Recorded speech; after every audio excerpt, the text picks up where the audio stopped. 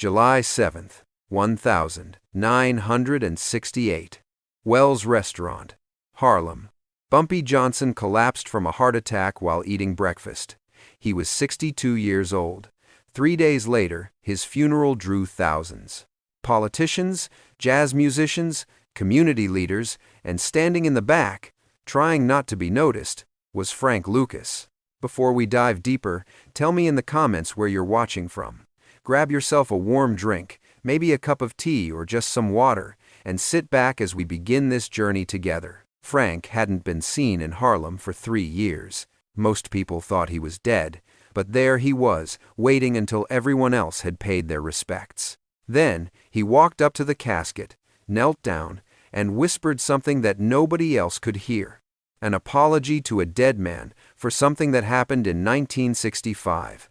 Something so devastating that Frank Lucas, who would go on to build a $1 million a day heroin empire, never forgot it. Something that made him run from Harlem for 3 years and only come back when he knew Bumpy Johnson couldn't punish him again. This is the story of what Bumpy did to Frank Lucas, the lesson that even American gangsters were too scared to show. To understand what Frank Lucas whispered at that funeral, you need to go back 3 years to 1965, to a moment when Frank Lucas made the biggest mistake of his life. Frank Lucas was born in North Carolina in 1930. Came to Harlem in 1946, 16 years old, with nothing but ambition and anger. He worked his way up through the ranks, numbers running, protection, muscle work. By the early 1960s, he was making decent money, but decent wasn't enough. Frank wanted to be rich. He wanted to be powerful.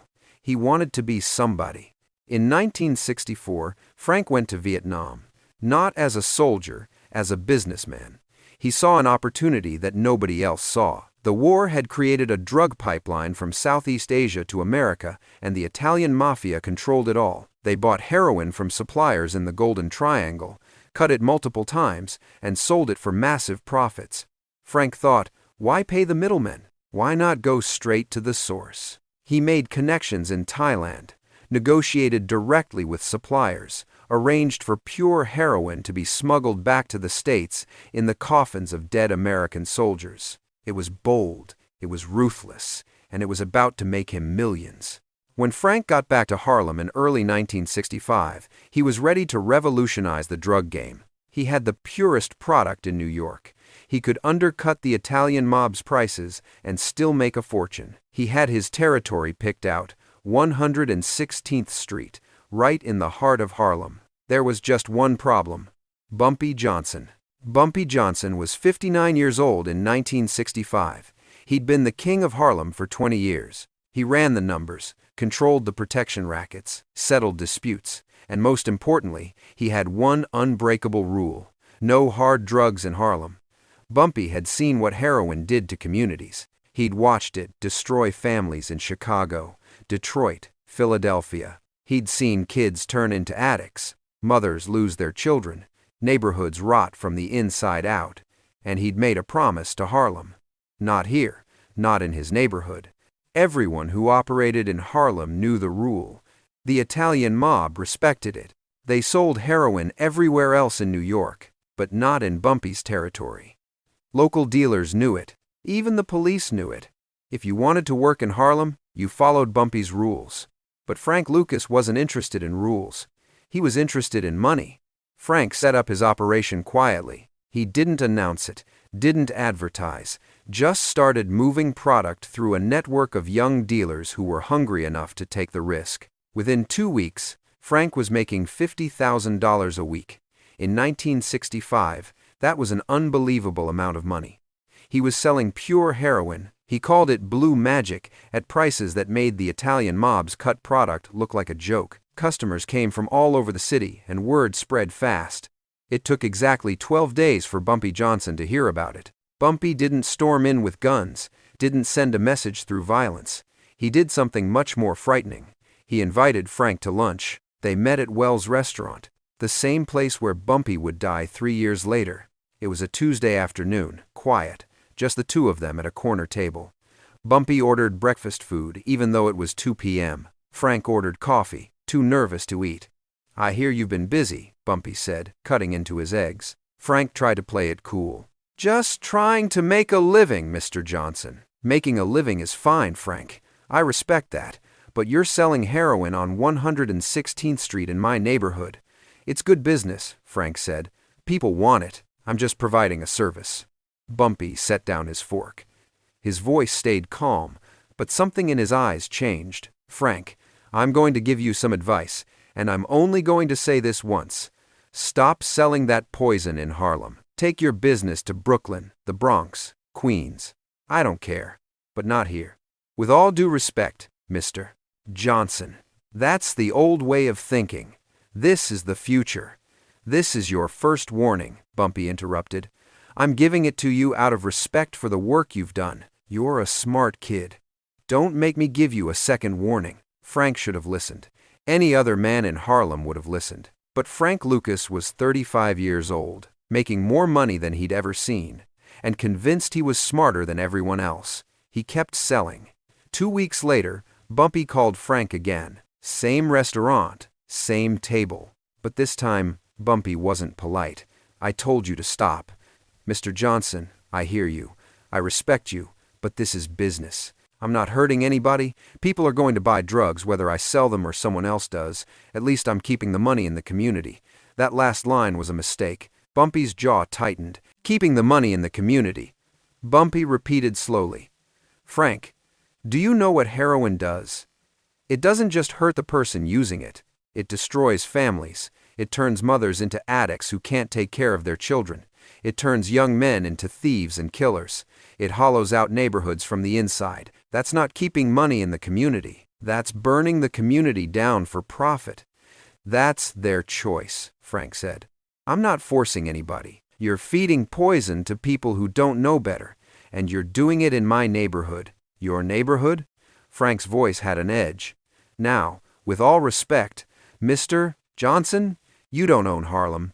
Times are changing. The old rules, Bumpy said quietly, are the only reason you're still breathing right now. Frank leaned back in his chair. Is that a threat? No, Frank. It's your last warning. Stop now or you'll regret it. Frank Lucas walked out of that restaurant convinced Bumpy Johnson was finished. Too old, too soft, too stuck in the past to understand that the game had changed. Frank went back to 116th Street and doubled his operation. Bumpy Johnson didn't believe in unnecessary violence. He believed in precision, in knowing exactly where to apply pressure to make a system collapse. Frank Lucas's operation depended on several key elements: suppliers, transportation, distributors, protection, and most importantly, trust. If any one of those elements disappeared, the whole thing would fall apart. Bumpy decided to make them all disappear. It started on a Monday morning. Frank's main heroin supplier in Thailand was a man named Chen Lee. Chen had a son studying at Columbia University in New York. The son had a gambling problem. He owed money to several bookies who worked for Bumpy Johnson. Bumpy made one phone call.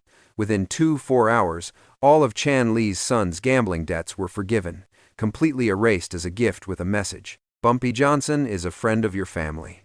When Chen Lee heard this, he understood immediately. This was a warning disguised as a favor. Bumpy was saying, I can reach your family any time I want. I can help them or hurt them. Choose wisely. Chen Lee stopped taking Frank's calls. On Tuesday, Bumpy handled the transportation issue. Frank was smuggling heroin in coffins of dead soldiers being flown back from Vietnam. It was a brilliant, terrible scheme, but it required cooperation from several people. Military officials, mortuary workers, customs agents, people who were being paid off. Bumpy didn't try to pay them more. He didn't threaten them. He just made sure they understood something simple.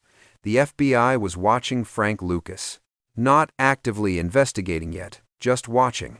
And anyone connected to his operation would eventually be connected to a federal case. Bumpy had a friend in the bureau, an agent named Turner, who'd grown up in Harlem. Turner didn't leak classified information. He just started asking questions, casual questions. Do you know anything about Frank Lucas? We've been hearing his name. That was all it took. The military officials, the mortuary workers, the customs agents, they all stopped cooperating. The risk wasn't worth it anymore. By Wednesday, Frank couldn't get product into the country. On Thursday, Bumpy destroyed Frank's distribution network. Frank's dealers were young, hungry, and loyal to money, not to Frank. Bumpy sent his people to have conversations with each dealer. Not threats, just information. You know Frank's supplier disappeared, right? You know the feds are asking about Frank. You know Frank's not going to be able to protect you when this all falls apart. Some dealers quit immediately. Others tried to hold out, but when they saw their colleagues walking away, they followed. Within 48 hours, Frank didn't have a single person willing to sell for him. By Friday, the money started disappearing. Frank had stash houses all over Harlem, apartments where he kept cash, product, weapons. He'd been careful. Only his most trusted associates knew the locations. But Bumpy knew people. He knew landlords, building superintendents, neighbors who paid attention, and he knew how to ask questions without asking questions. Bumpy's people didn't rob Frank's stash houses. They didn't break in. They didn't need to. They just made sure the right information got to the right people. Information about lease violations, fire code issues, suspicious activity that needed to be investigated. Within a week, police had raided 3 of Frank's locations. Not because they were targeting Frank specifically, but because anonymous tips had forced them to act. The cash and drugs were confiscated as evidence. Frank couldn't even claim it without incriminating himself. By the following Monday, exactly a week after Bumpy had started, Frank Lucas's entire operation was gone. No suppliers, no transportation, no dealers, no money, no protection. And Bumpy Johnson hadn't fired a single shot, hadn't thrown a single punch, hadn't made a single direct threat. Frank Lucas sat in his apartment on Tuesday morning, staring at the phone. None of his people were answering. His supplier in Thailand had vanished. His dealers had disappeared. His stash houses were empty. He had $3,000 in his pocket. A week ago, he had hundreds of thousands of dollars. Now he had enough for a bus ticket. There was a knock on his door. Frank grabbed the gun from his nightstand, approached cautiously. "Who is it?" "Delivery." Frank opened the door. A young kid, maybe 16, stood there with an envelope. "This is for you, Mr. Lucas." Frank took the envelope. Inside was a single piece of paper with one sentence written in neat handwriting. "You're still breathing. That's your only warning. Leave." No signature. But Frank knew who it was from. That night, Frank Lucas packed a bag, got in his car, and drove south. He didn't tell anyone where he was going. He didn't say goodbye. He just left. He ended up in North Carolina, back where he'd started. He laid low, worked odd jobs, and tried to figure out what had happened. How had Bumpy Johnson destroyed everything without ever confronting him directly? How had an old man with outdated ideas demolished a sophisticated drug operation in less than a week? It took Frank 3 years to understand. Bumpy didn't win because he was more violent. He won because he understood something Frank didn't. Power isn't about what you control. It's about what you're connected to. And Bumpy Johnson was connected to everything and everyone in Harlem. Frank Lucas stayed away from Harlem for 3 years. He heard news occasionally. Bumpy was still running things. The neighborhood was stable. No heroin epidemic like in other cities. Bumpy's rule held.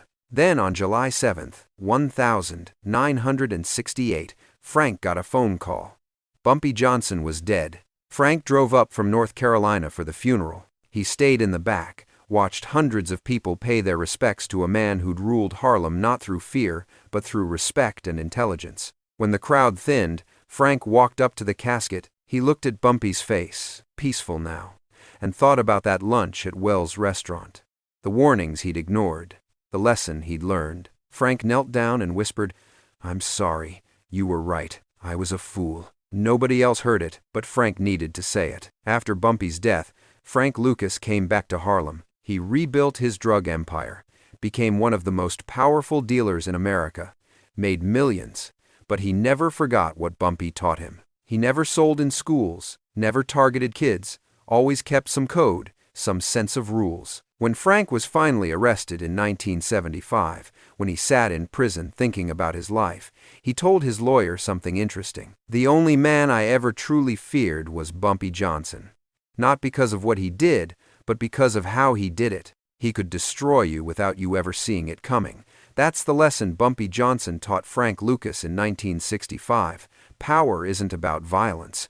It's about knowing the system so well that you can take it apart piece by piece, quietly, efficiently, without anyone realizing what's happening until it's too late.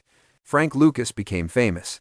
There were books about him, movies about him, but the story they never told was the one Frank whispered at a funeral. The story of how Bumpy Johnson made him disappear for 3 years with nothing but intelligence, connections, and one simple principle: no poison in Harlem.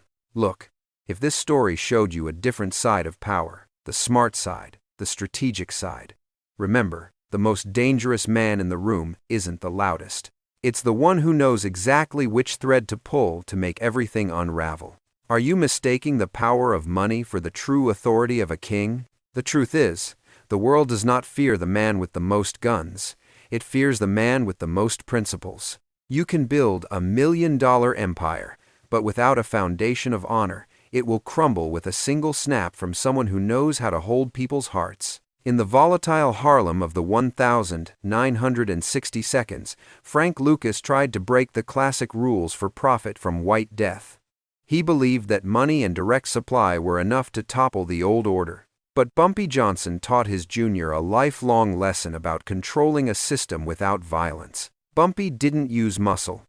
He used his network to sever every vein of his opponent. Strategic intelligence allowed him to dismantle an entire system with just a few well-timed phone calls. The head always stays in front of the gun. The honor of a boss lies in protecting the community from the poison that destroys the future. Loyalty in Harlem wasn't born from fear, but from Bumpy's respect for his own moral boundaries.